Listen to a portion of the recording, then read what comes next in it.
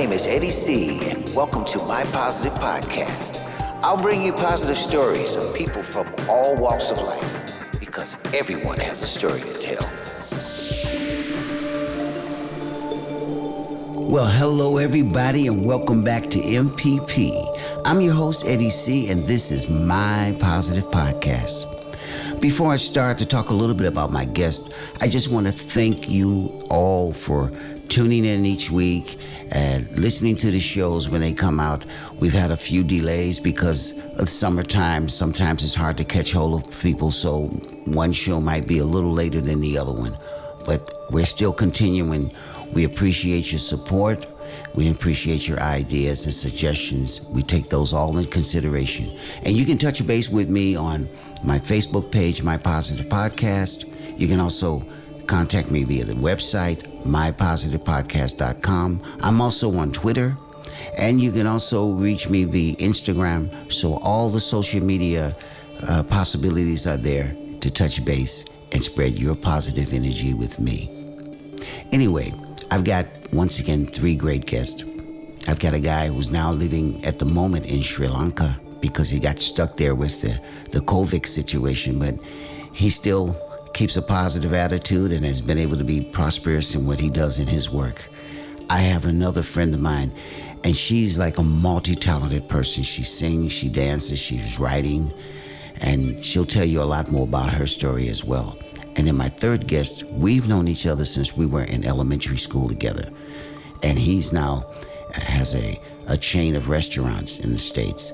So if you're interested in their stories, tune in and stay positive.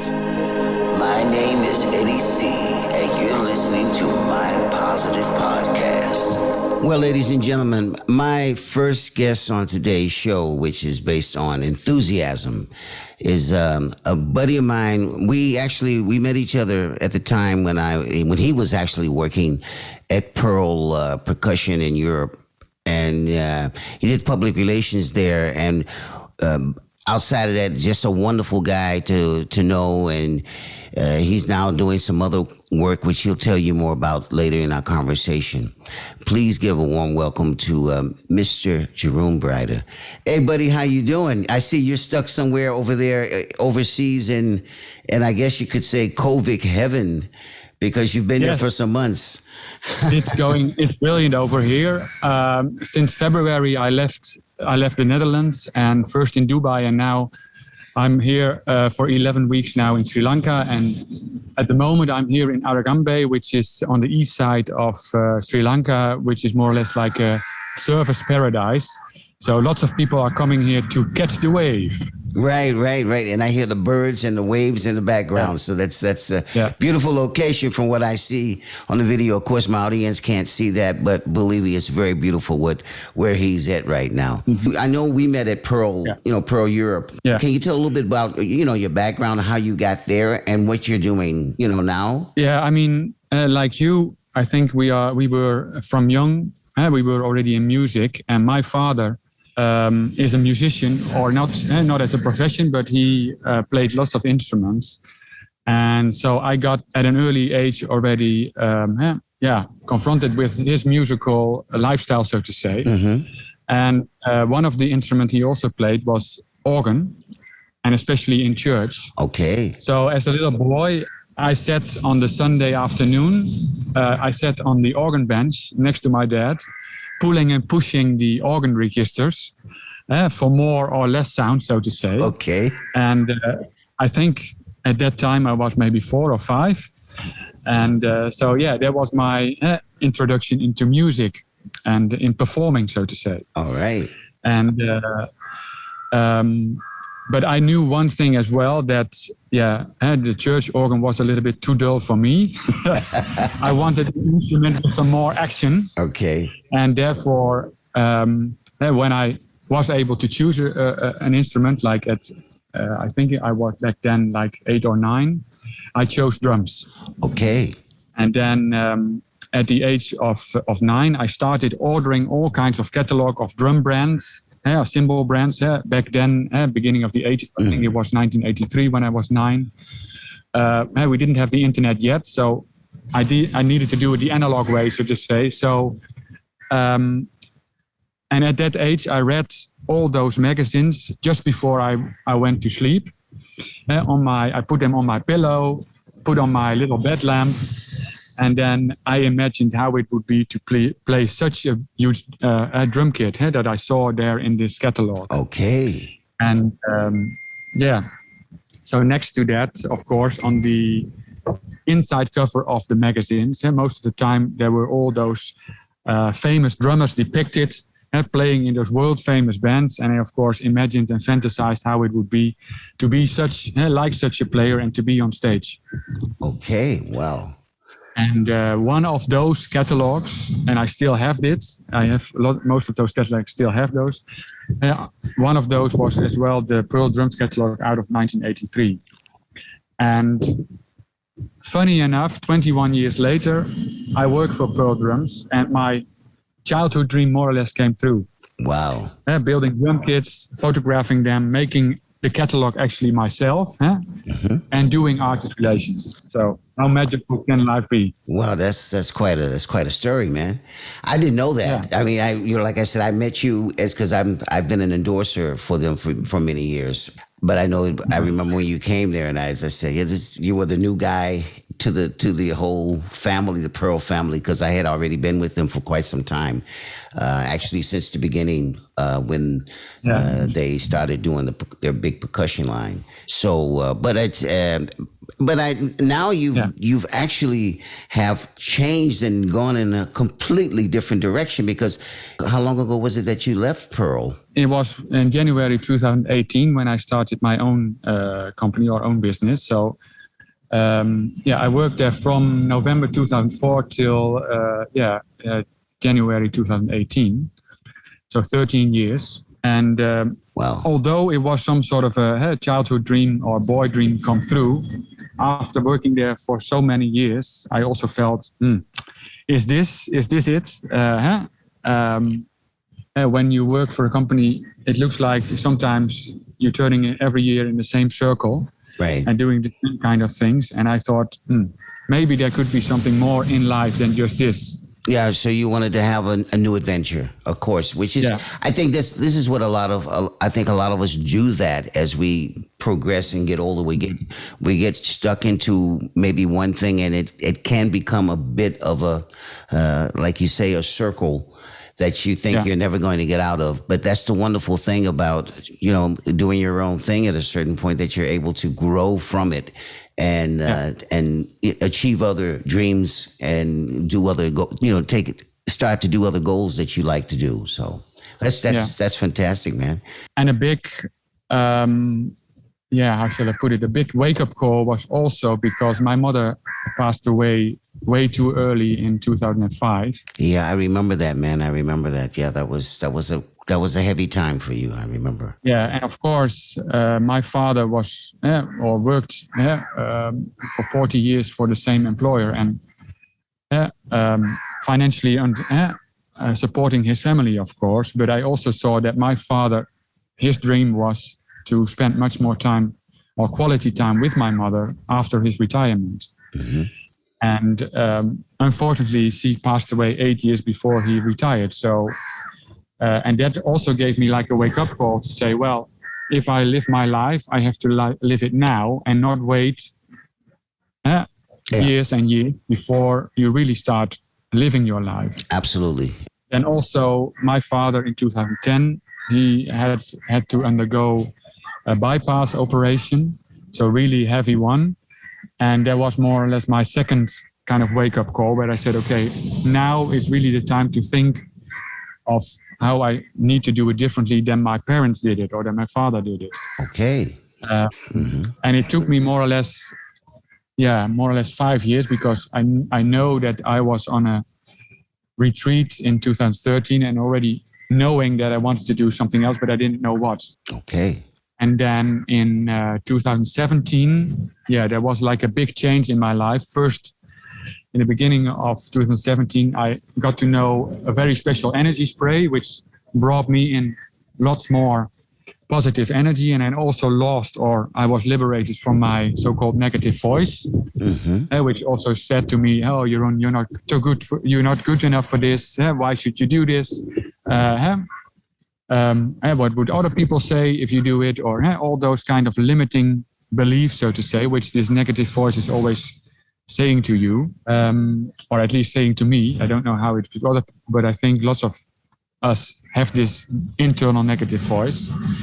As I was kind of liberated from this voice,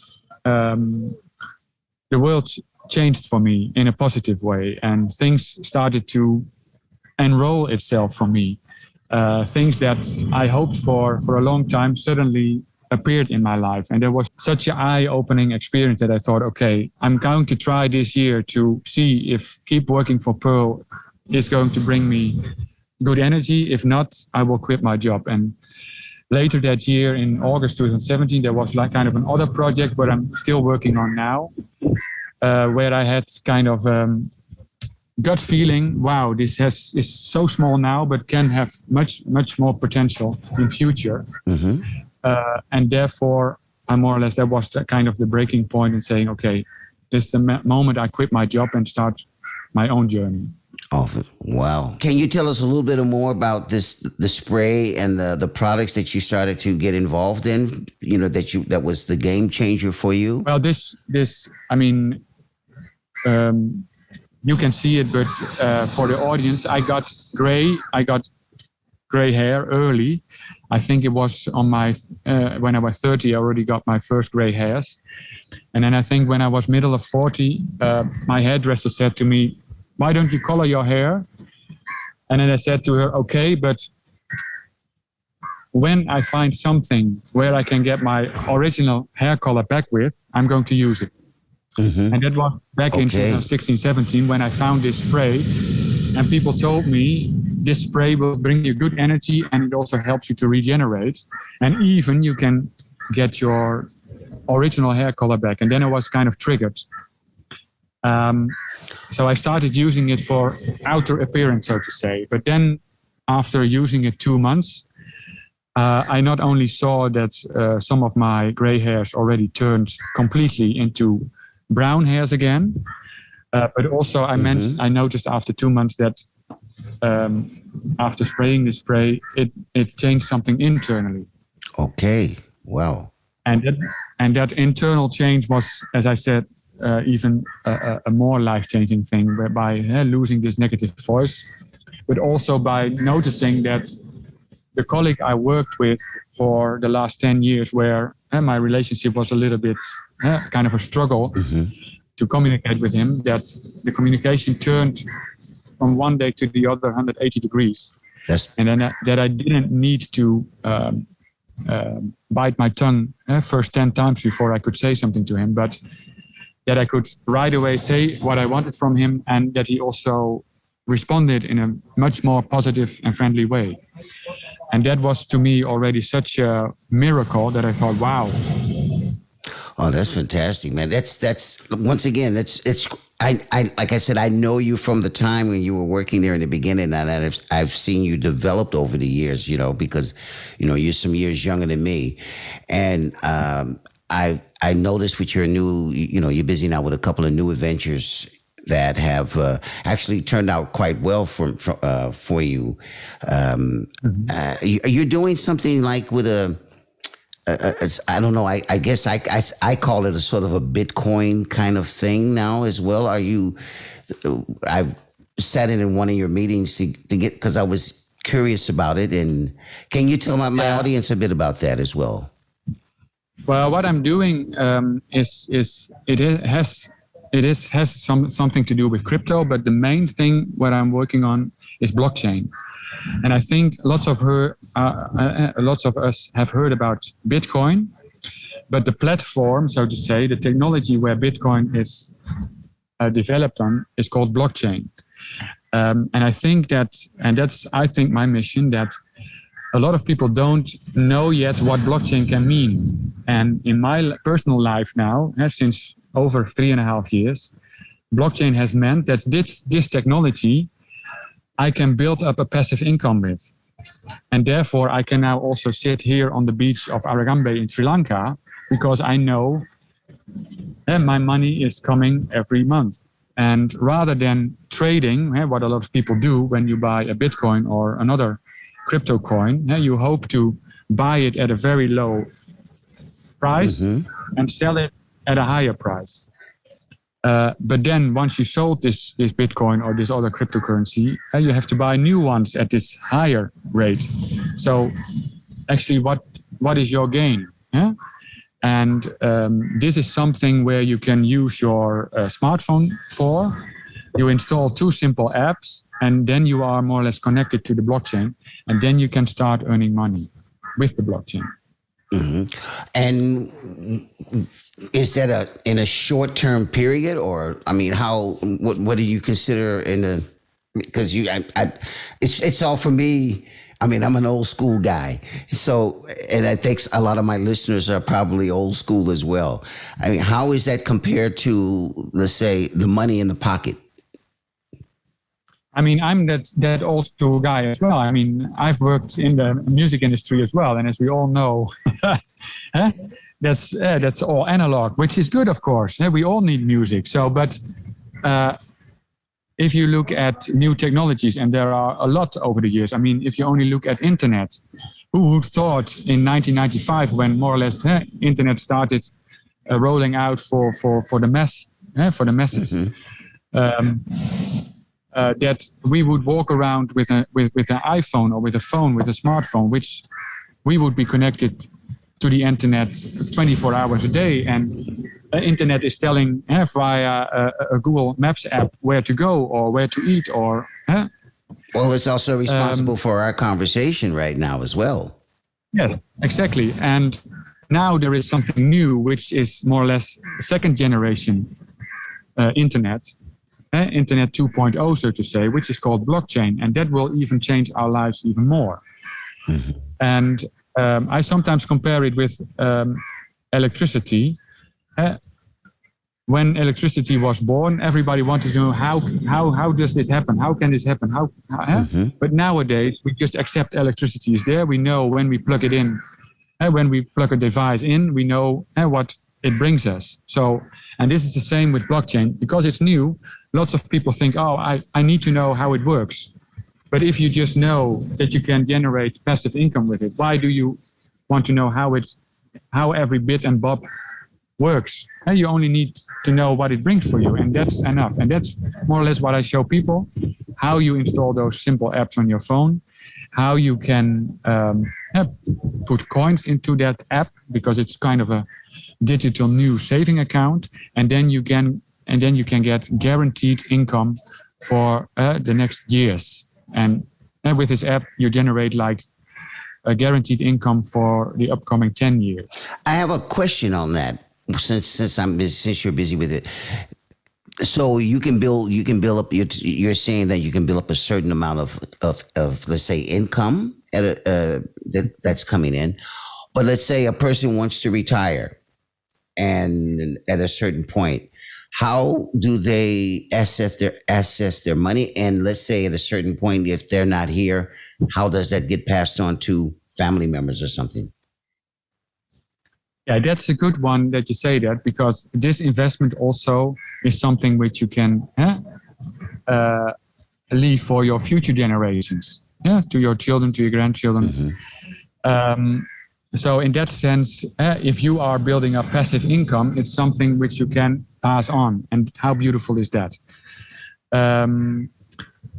Sorry, I forgot the question. Well, I was saying is, if a person passes away, but you just answered my question, in fact, by saying it is a passive income, so it continues as you go on. Okay. Yes. But is it something is it a system where you have to constantly invest in? Whereas like a savings account is like, you put your money in the bank, and after so many years, you get a certain rent. It builds up like a pension funds or a life rent. Or you can compare it to this. Yes. You have like a digital saving account, which is kind of the app on your phone. You put in your coins in there, and then your coins are duplicated throughout the years. And the nice thing is that you don't need to wait for a year to have a payout, but that happens every month. Okay, and how is that? How is that according to, let's say, taxes and all? Because it's a digital form. How does that work with the? Therefore, we have, of course, tax advisors who are more specialized in that. But in this case, the thing is that you are renting. You more or less renting hardware and software. That means that if you are a business owner, or if you have a company, you could even see this as a kind of a software license. And so those costs that you are making are the same for tax as a software license you're buying from any kind of company. So you're paying for a software license, but you're not paying for the income you're making. Well, of course, if you make income, and that's with everything, you have to pay income tax. Okay, so that's with this app as well. Okay. Yeah, of course. I've got this is quite an interesting subject, and I would love to go into detail with you once about that when you get back from your paradise area that you're in right now. But I've got one last question for you. I'll come back. Why should I return into Europe if paradise is here? But anyway, we'll see what future brings. Okay, buddy. Well, listen, we're coming to the close of our conversation. I've really been enjoying talking with you. But I have one more question, which is the theme for this show, and it's enthusiasm. And I would like to know, what does enthusiasm mean for you? Yeah, enthusiasm means for me that you're overflowing with positive energy, and without any effort, you can send a message to other people, which is picked up by them in with a very good vibe. And that's it. Yeah, that's it. I mean, of course, when you are positively loaded with, that's something, of course, where I had to work on the last 3.5 years as well, to always think positive. Also, when you have a negative thing, how can you turn it around into something positive? And so therefore, I've also worked on my money mindset, so to say, the last 3.5 years. And by doing that, it changed whole my life in a positive way. So I think if you are enthusiastic, if you are passionate about something, if you feel, go into that direction, it might feel very scary, or maybe a lot of people in your environment say, oh, don't go there. But just do it. If it's your feeling, go there, and you will find, and it's with me as well, it was kind of a 2.5 year long struggle where I had self-doubt and lots of people saying, oh, you know what you're doing, I don't believe in it. But if you believe in yourself, and if you believe, you find people who can help you and support you, and eventually you will find your way and come into this flying wheel, which I also found after 2.5 years. You come in some sort of a flying wheel, and that doesn't stop moving. So once you're in there, it's a beautiful feeling. And then you suddenly know why you have invested so much time and energy in a certain thing, in your passion, and then it's all worth it. And it's not about the money, but it's all about this enrichment feeling that you have reached something which you thought about you never could have reached. And that creates a freedom feeling, which I wish for everybody. And then you get enthusiastic. Well, I'm very glad you say that, because I've been doing it most of my life. So as you know, so yeah. I want to thank you so much for taking some time out. And I know you're like 3 hours ahead of us. 3.5 even. Yeah. And so, but you've got this beautiful weather. You're in a beautiful surroundings, and thanks for sharing that atmosphere of I heard the birds and the waves in the background, and they're still chirping. So enjoy while you're there, man. And I wish you a lot of success with what you're doing with your new adventure. And I'm sure we'll talk to each other when you get back over in Europe again, buddy. Yeah, thank you very much, Eddie. And you always have been a big inspiration for me as well, because you were also, when I was working at Pearl, one of the sunshines in my life. You are thank you. always there with a smile. You always bring good vibes. So thank you for that. And also thank you, of course, for listening to my story and asking me to tell my story in your podcast. Thank you very much. All right. And if you have a link, I'll post it into the information so people can get in touch with you about, about what you're doing. And once again, thanks so much, buddy. And we'll definitely meet up when you get back. Yes, we do for sure. This is My Positive Podcast with Eddie C. Okay, ladies and gentlemen, my next guest is someone that I've known for actually quite some years. We worked together many years ago on a project that I did for schools, which was called the Global Village. And we developed a real good friendship over the years, from time to time whenever she was in Holland. She's lived in Poland. She's lived, of course, in the Netherlands, Germany. She has her own YouTube channel for Polish and English-speaking countries. She's not only a dancer, she's also an abstract painter, a recording artist. And she's actually written a series called the Oracle Series.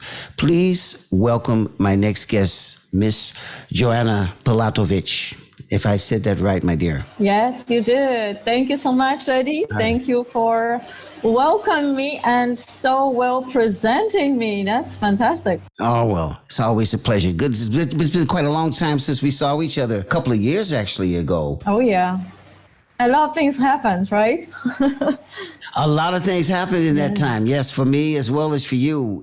But it's always good to touch base with each other. It seems like every couple of years we seem to cross paths with new projects and new ideas, new lifestyles. And so it's good to talk to you again. I know that you don't have a whole lot of time, but I want to get as much out of you as I can because you're so multi-talented with the things that you're doing. And every time I talk to you, there's something else added to the list. But tell my listeners a little bit about you and just your background and how you got started, and we'll go from there. How to do that in a nutshell. So I was always different, and probably many of your people who are listening to this could actually say something about themselves, that they feel always different, or there is something wrong with the world and they don't quite fit in. Some of them at least, if not everyone. So I was that person. So I had extraordinary events in my life that were happening to me, and I completely didn't know what to do about it. So I just wanted to be a dancer, an artist, make money like everybody else, have some stability. And every time I went for creative workshops, psychological, paranormal, I was jumping. So it was feeling like I'm jumping from one stone to another while they're sinking in the water. And everybody was interested in that process, just not me. So that was the time when I started to do the best what I could from my so-called that time miserable situation. Because everybody around had everything that I wanted to have. So they had love, they had money, they were successful artistically, and I had nothing. And that's more or less like I landed in the Netherlands, sleeping on the floor. So that's why I started to write. Because I was sleeping on my own clothes. And in these moments when you can find inspiration and go on and make something beautiful out of something very ugly or very depressing, we call it, Eddie, we call it art, right? Absolutely. Absolutely. That's it. So that's how it started. So I always was experiencing a lot of dreams, a lot of things that were something that you don't want to have because you want to live your life. You don't want to be stuck in internal processes, psychology, predictions, feeling other people. Because some people can think like, okay, they can go crazy because at the end of the day, they don't know if they perceive their own thoughts or emotions, or they are in the field of other people. So, of course, I started to write about it. And everything I'm doing, painting, it's coming from my deepest self, and I have no idea what's going to come out of it. But when it's done, then I understand more about myself. So I actually was trying to understand myself first. I could not be in the world first before I started to maybe, I don't know if you can say it like that. If you do understand yourself, what you are going through, you probably can understand the rest of the world and help them, if it's such a need, of course. Okay. Tell me a little bit more about your book, because you wrote a book that's part of the Oracle series, right? Yeah. Till this very moment, I have no idea what category it is, because some people say it's peculiar. It's something based on the some of the situations I went through in the Netherlands. It's 9 books in that series, and part of that book is the extraordinary that happens to me. So sort of things like when you have nothing, really, really nothing, and people say, okay, you have to pray. And I say, yeah, pray, come on. And then I was learning for the first time, what does it mean to send your intention in the universe into something like higher being or higher intelligence, that there is something out there, or maybe it's just your soul. And I didn't quite understand what that could be. But I describe that on every possible level in my personal journey there, how that is even possible. So if you, for example, have dreams about your past incarnations and you cannot verify them, you can get glimpses in reality of what fits. And other people, if they dream, they can verify with you. So you get just one puzzle to another of the information.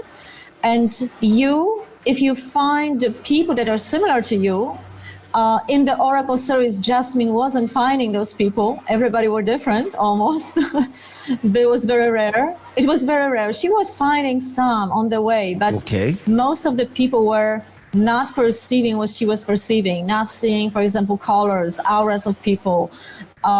When you perceive someone else's subconsciousness, people don't have that realization. It comes later. So you can predict what they're going to say, you can predict a lot of things, but they can deny it. They can deny it because they are not connected yet, those parts. So part of that oracle is paranormal that was happening, and about some of the miracles, I would say, of our life. For example, when main character Jasmine was indeed praying for that apartment because she couldn't pay it anymore. She could say like, oh God, if you want me to stay in the Netherlands, I just need a safe place to live. And all I can do is water plants for someone else. And believe it or not, but it happened. Some minutes later, called director of international school and offered exactly that. Hey, I'm leaving to Germany, whatever, and you can stay in my place and we talk later about your jobs opportunities. But could you just water my plants? So yeah, that's exactly what happened. Yeah. That's quite a story. I know that you're a very good dancer because that's how we know each other. I don't know that. Well, you're a very good dancer because we worked together many years ago when we were both in our youngsters. But thank you for a compliment. Yeah, so I've also seen some of your instruction videos that you've done with your salsa dancing, which is something which is lately I think that you've been doing a lot of as well. Are you doing more of that or less of the dancing now? Because you've got such a multi-plate of different things, the dancing, the writing, the recording, because you're also singing from time to time. There's so many things going on. There is a challenge.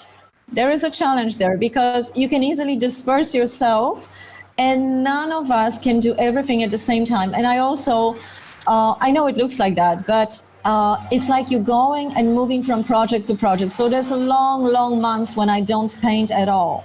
But then there is this sudden feeling, a calling, how you say, and you sit exactly to that. And the same happens with other, like with the songs. You have time when you just write, when it just flows, you are running on that inspiration and you do that. So what I'm doing every day, more or less, is definitely writing. But other is from time to time. And of course, we had we had a world situation now, so the dancing is less, but I'm keep on going. Okay. With dancing is a must. Yeah, it's like, when you move, you are connecting to yourself. When you sing, you know that very well. You are connecting with yourself. Well, not only with yourself, you're connecting with others as well when you're performing. So it's a way, Yeah. it's a beautiful way to express yourself, It's a huge thing. Yeah. But you understand that probably really in a great way, because anytime I was trying to give up on one of those things I'm doing, so I was trying to give up many times on singing, because particularly I don't think I'm a good singer and I don't practice every day, but every now and then I had dreams where in those dreams always there is a shaman, and shaman is saying that if I'm not going to sing, he's going to kill me. Do you want to elaborate a little bit more for my listeners? It's sort of from process-oriented psychology and from shamanism. When you are ignoring one part of who you are, of your soul, your essence, this essence will sabotage you in life or will bring you sickness. And I had maybe 2 months ago a case where I was really scared about my health. And I went to the doctor and I was in such a panic that I could not stand to queue with, I don't know, maybe around 70 people, because that was such a good doctor that he was taking everybody until the patients were, Okay. So I knew he's good, and there was a lot of people, and I was in such a panic, and I was queuing there. And suddenly I had this voice within me like, start humming. If you're not going to start humming, you're going to go in full mode of panic. And I started to hum. And the lady that was a nurse there, she said, oh, you can go to that green room. You can go and sing there. And I sang there I don't know, for 2 hours. And finally, the room was empty, and the doctor called me, come on, you bird, come over here now. Okay. All right. So that was really good. Because if we follow, the conclusion is, if we follow our dreams, we are following our deepest portions of ourselves, and we can heal. We can not only heal, we can follow the process, and we probably can also heal other people or environment around us. It's incredible how we influence one another. Yeah, well, I that's part of the power of attraction, I think, as well, and the belief that, believing in your inner self as well as your outer self, how to trigger. If you listen to your body, it basically tells you what it needs. At least that's my experience. Yeah, and that's the easiest way and the hardest way. Yeah. Getting back to one of the other things that I know you're busy with, you have your own YouTube channel, and you're doing your shows not only in English but also in Polish as well. Can you tell my audience a little bit about that? Sure. That actually wasn't something I planned, because I have so much on my plate that I wasn't into thinking even about developing my YouTube channel, but it was there, just like other social media we have for years. Nothing happens. Every now and then we post something, but maybe that was also the time, this world situation challenges us into doing something even new that we never imagined. And I never imagined that people actually were interested not only in my singing, dancing, or whatever artistically I'm doing, because I was thinking okay, I'm going to invite guests, because what I'm going to tell those people? And suddenly they started to ask me questions. Could you elaborate more about relationships, about dreams, how to dream lucidly, how to listen to yourself, how to get connected? So these are more or less topics of my channel. Self-realization, paranormal aspect, but of course, one of my favorite topics are conspiracy. Okay. And I love that, because it challenges also our imagination, how far we can go. And also it is very inspiring for my books, but also social interesting concepts like where are we going as a humankind? What about those artificial intelligence? Is it really good to have a smart house? Or the smart house will kill you eventually, all these questions about how it can be best and worse. Like, how do we find a middle ground? Yeah.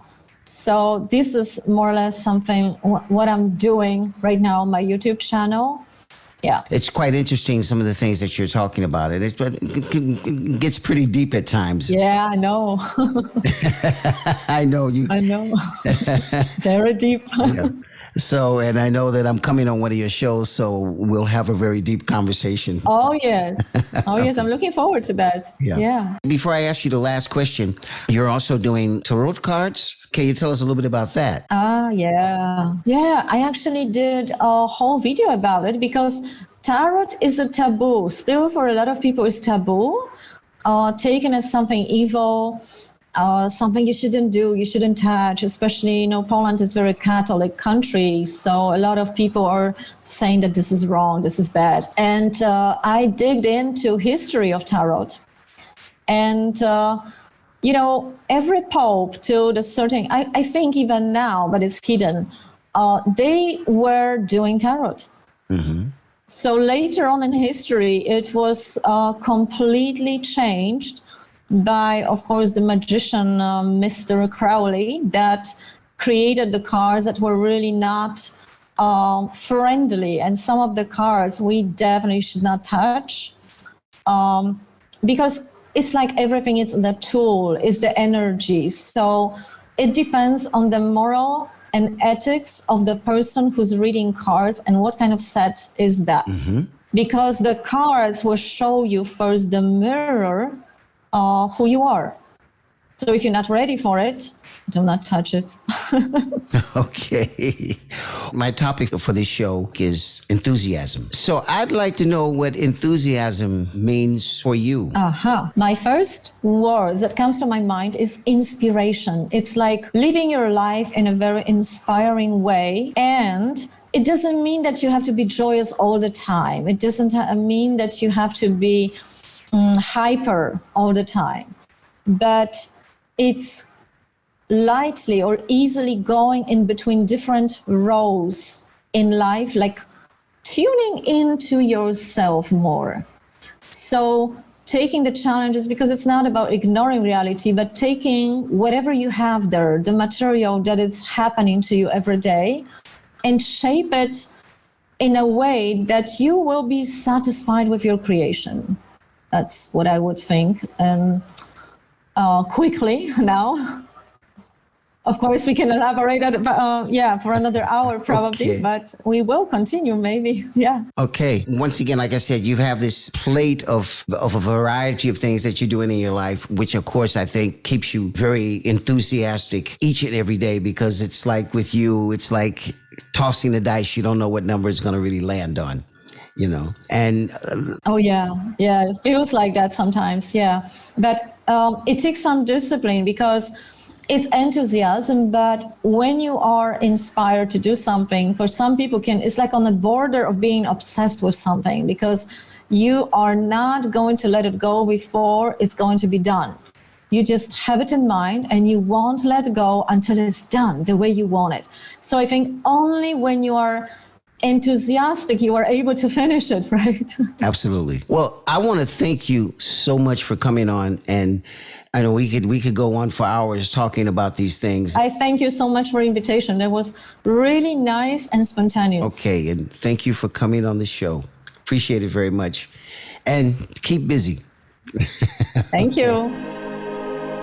This is My Positive Podcast with Eddie C. Ladies and gentlemen, my next guest is we go back to the time when we were 6 or 7 years old, coming originally from Gary, Indiana. He's now currently an owner of 24 Burger King restaurants in Southeast Florida. He was a fantastic student in school, and we were part of a sort of a club. It's like we were like in between the smartest and the ones that didn't give a care, but we cared about everything, and we have a lot of fun. And it's so great to be in touch with him. Please welcome my next guest, Mr. Bill Thompson. How you doing, buddy? Eddie, thank you very much. I'm doing well, man. It's a pleasure, first of all, reconnecting with you. And I want to say on the start of this interview, when I say we, all of your friends and relatives and Gary, we're so proud of the work that you've done and excited. And we use you in conversations. Probably people think we know you better than what we do because we pretend like we do. So we're proud of you. And thank you for spending a little time with me today. Oh, man, that's I really appreciate it, brother. I really appreciate it, you know. Well, listen, let's get right into the questions, actually, because I know we've got a lot to talk about after so many years, you know. Last time we saw each other, it was graduation. Yes. 1974. Right. Now, you remember the prom date we went on together. You drove. Right. Do you remember that? I remember that. Yeah, okay. All right. Now, I won't say much because my wife would end up probably saying, are you reminiscing? No, I'm not, because she's the best thing that ever happened to me. Right. But yeah, we did share that evening together. That was a lot of fun, man. It was a lot of fun. Yes, it was. I think it was a Monte Carlo that you were driving. That's right. Wasn't it? A blue Monte Carlo, so with a Landau roof. Yep, that's right. Yeah, because my red station wagon wasn't going to quite cut it for a prom date, I don't think. But we had a great time, man. We had a great time. Yes, we did. All right, buddy. So listen, I know a lot about you, but can you tell my listeners something about your background, you know, and everything? Love to. Okay. Love to. Yes, I was born and raised in Gary, Indiana, just like Eddie was. Had two wonderful parents. That my dad worked in the steel mills and actually worked two jobs for 30 years to keep my mom at home. Wonderful parents, 5 siblings, all in the Gary area. And we got a chance to move to the west side of Gary when I think I was 6 years old. And that's when I first met you, Eddie. Right. We attended Ivanhoe Elementary School. And right. I know your mom was a teacher there, and kind of went through the Gary public school system together, all the way from Ivanhoe to Edison to West Side. And we kept a very strong friendship all the way through. Absolutely. After high school, go ahead. No, go ahead. No. Okay. After high school, that's when we parted ways. And as I said earlier to Eddie off the record here, how proud we are, when I say we, the city of Gary, of the accomplishments that Eddie has had. And people often talk about Gary, Indiana, the Jackson 5, Denise Williams, but we talk about Eddie C. So I want the listeners to know that. We want the listeners to know that. But yeah, so we had some fun times together in high school. And just for the listening audience, Eddie and I attended prom together, not together, but we each had dates. But I had a 1967 Ford Red station wagon, and Eddie said that wouldn't meet his standards, so he drove the brand new Monte Carlo that he had. So it probably was better because Monte Carlo did make it through the trip. Things like it might have broke down. Right. Oh, wow, man. After high school, attended Franklin College in Franklin, Indiana. I was fortunate and blessed to get an academic scholarship there. And as Eddie said, we were in that group that we weren't great students, but we weren't bad. But I was blessed enough to get an academic scholarship there and attended Franklin College for 4 years, finishing with a degree in history and religion. Actually, I had pursued the thought of going to theological school after that, but I think that was my calling, not necessarily God. So I was redirected. But I fell in love with actually the restaurant side of the business, even at early age. And not so much restaurants, but I think my sophomore year in high school, I went to work for A&P Grocery Store. And you probably remember those, Eddie, in the Gary area. Yeah, I remember the A&P Grocery Stores, yeah. A&P Grocery Store in Gary, Indiana, and worked there all the way up until graduating high school. And was fortunate enough to get an academic scholarship to Franklin College.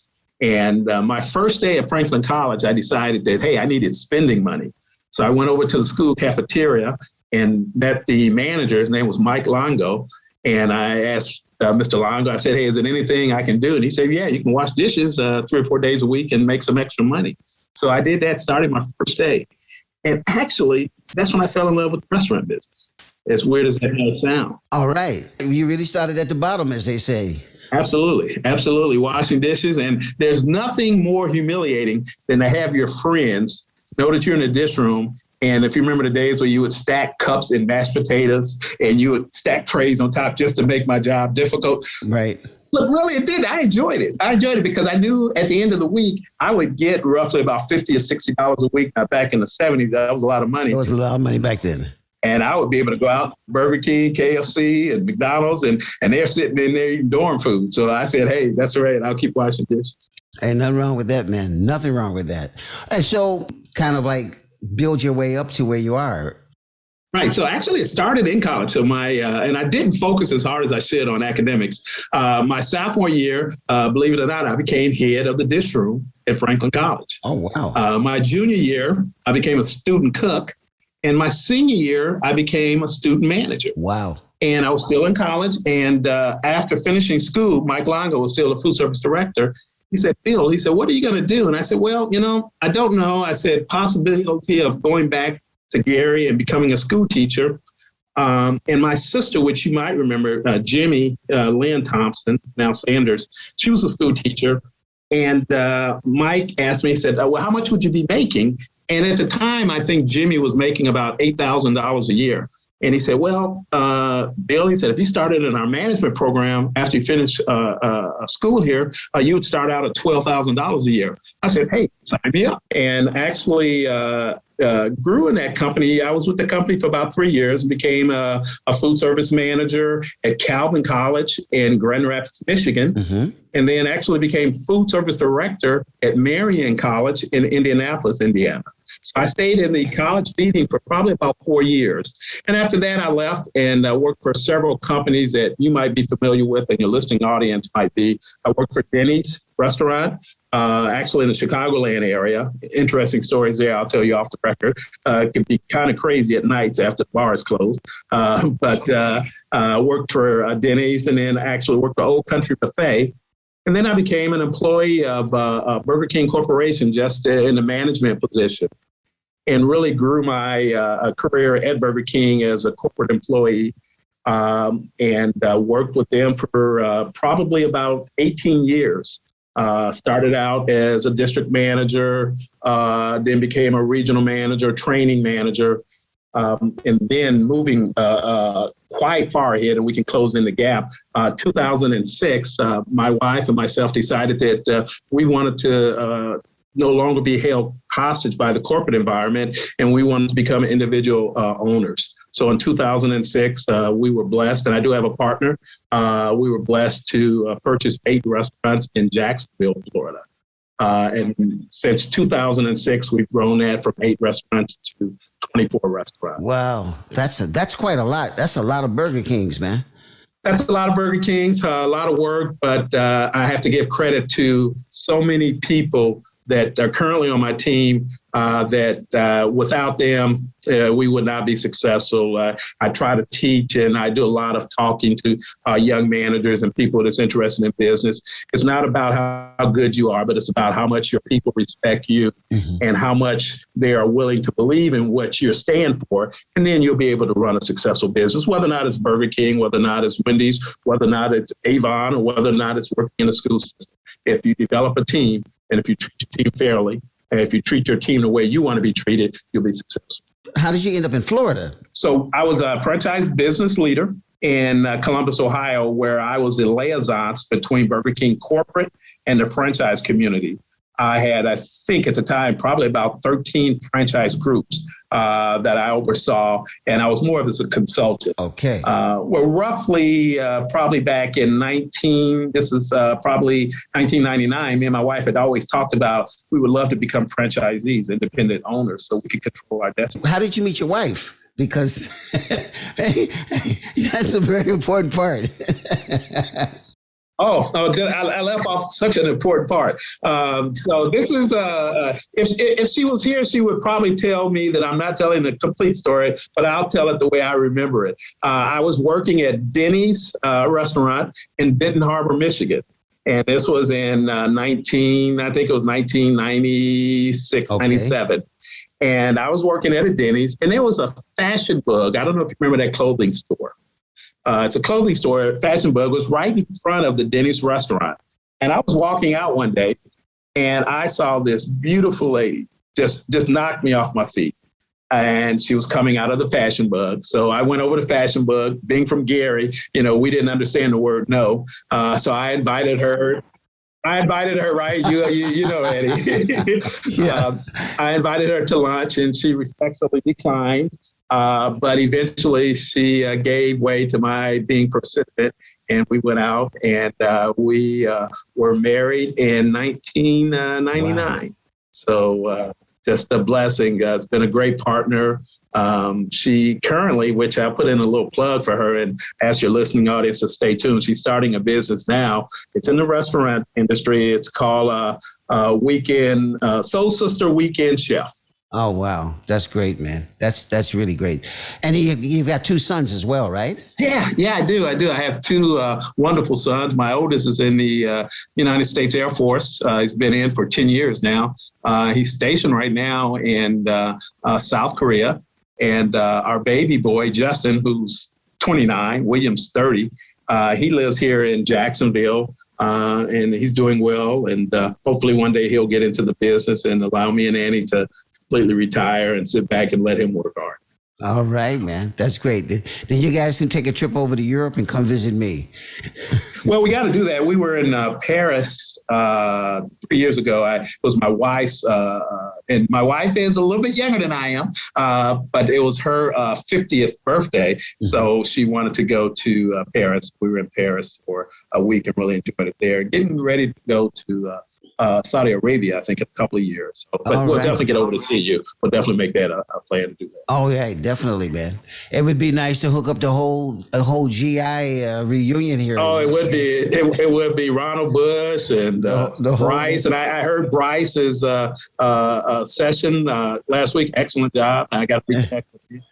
Yes, right. It would be. Well, we got our 50th anniversary. 50th high school reunion coming up. Maybe we can get you back to the States here. Hopefully, I can make it there, man. That's the plan. That's the plan. Is to try to make the 50th. That would be wonderful. Right. Okay. Well, so now you're now your main thing is the Burger King franchises that you have, right?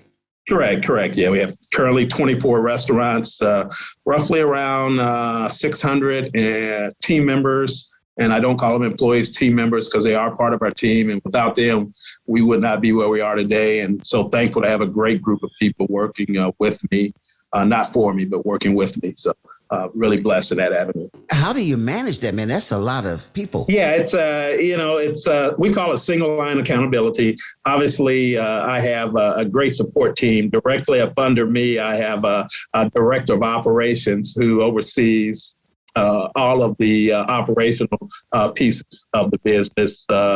And up underneath our director of operations, we have 5 district managers. Each district managers oversee 5 to 6 restaurants. And then each restaurant has a general manager. Okay. And then each general manager in their restaurant has 3 to 4 managers. And then roughly each Burger King will require anywhere from 25 to 30 team members to run a successful operation. Wow. Then we have a maintenance team, and then I have a support office in Miami where we have our HR department, our accounts payable department. I have CFO, chief financial officer, who keeps me in line and keeps me from getting in trouble with the government and paying bills on time and having a little bit left over at the end. You've had a wonderful career, man, and I'm also proud of you, man, and I'm sure a lot of folks in Gary are very proud of you as well, because it's so wonderful if you think about how the town has gone down in the last years, and it's like a ghost town. Yes, it is. It's sad that we've been able to, and I don't know, we've been able to send some resources back to Gary over the last 10 years, helping out with scholarships, schools. So, we do as much as we can from afar. But, I just keep that city in our prayers, and hopefully that it could rebound, because people now that know Gary for what it is today, they don't understand how wonderful of a place it was when we were growing up. Not only people like your parents, but we just had true leaders and true people that understood how important the younger generation was, and they invested in us. And that's why we are where we are today. Oh, that's also wonderful. That's also wonderful to hear, man, that you guys are doing something like that. I've got one more question for you, which is based on our theme for this particular show. and that's enthusiasm. So I'm sure you have a very, very nice answer to give me when I'm going to ask you, what does enthusiasm mean for you? And I can talk on this all day, Eddie, but I do like to kind of phrase it into a statement that really sums up enthusiasm to me. Enthusiasm is a mindset that no matter what you encounter each day, you cherish and embrace the opportunity to make a positive impact on people's lives.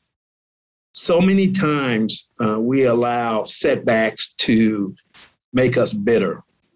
And instead of embracing that setback, learn from it and say, hey, this is a great learning experience. Absolutely. So many times in life, we lose our enthusiasm in relationships and business relationships and personal relationships because someone let us down. Try to find a positive in that person so you can build around the positive moments versus the negative moments.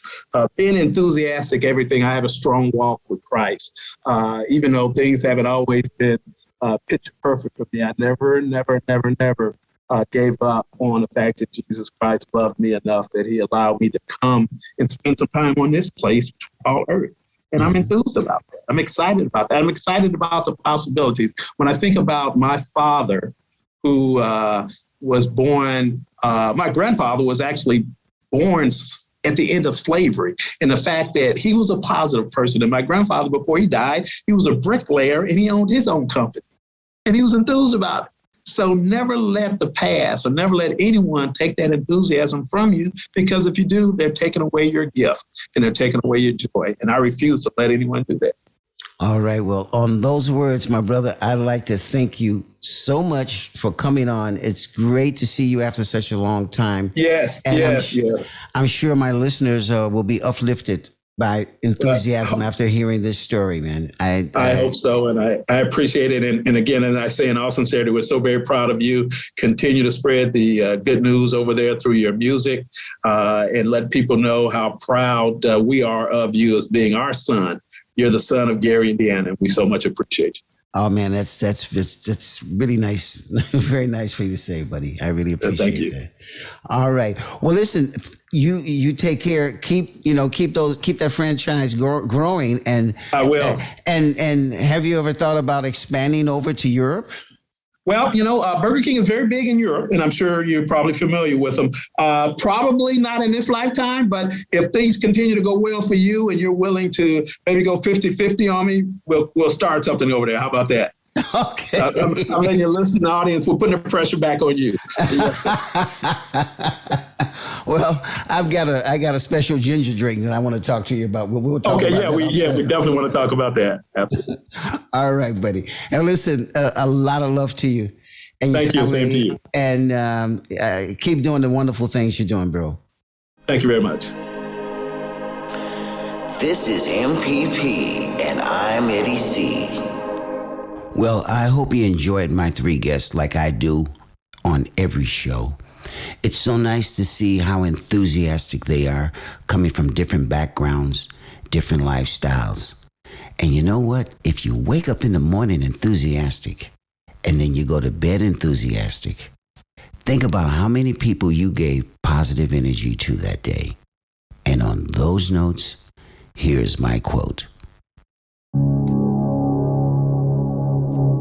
Enthusiasm.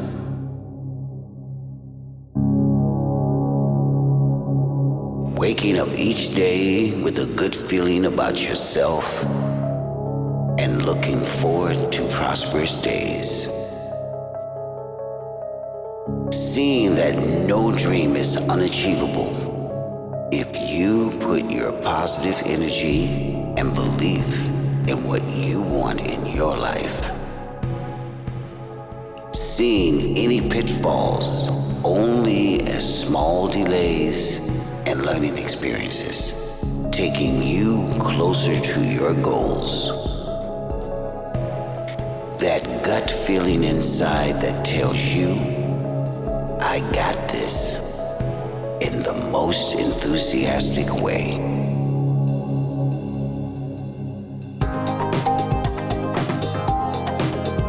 Well, that's it for this show, ladies and gentlemen. But before I go, I'd like to thank Jeroen Breider, Joanna Pilatowicz, and Bill Thompson for coming on, sharing their stories, and telling us what enthusiasm means to them. And remember, when you wake up in the morning, wake up enthusiastic, because you never know what the day is going to bring.